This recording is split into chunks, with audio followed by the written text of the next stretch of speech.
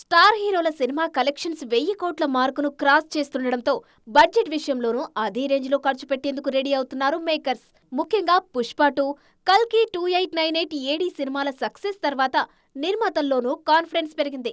అందుకే present sets మీద ఉన్న స్టార్ హీరోల సినిమాల కోసం వందల కోట్లు గుమ్మరిస్తున్నారు నిర్మాతలు.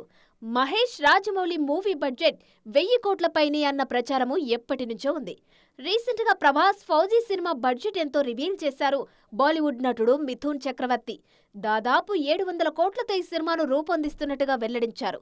ఆ తర్వాత చేయబోయే స్పిరిట్ కోసం అంతకు మించి బడ్జెట్ రెడీ చేసుకుంటున్నారు సందీప్ రెడ్డి వంగ. దేవర సినిమా కోసమే 300 కోట్లు ఖర్చు పెట్టింది ఆ మూవీ టీం. తారక్ నెక్స్ట్ మూవీకి బడ్జెట్ డబుల్ కానుంది.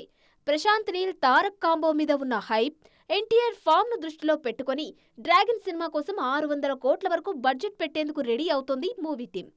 ఇండస్ట్రీ జనాలకు కూడా షాక్ ఇచ్చే రేంజ్ లో బడ్జెట్ లెక్కలు చూపిస్తున్న మూవీ ఏఏ 22.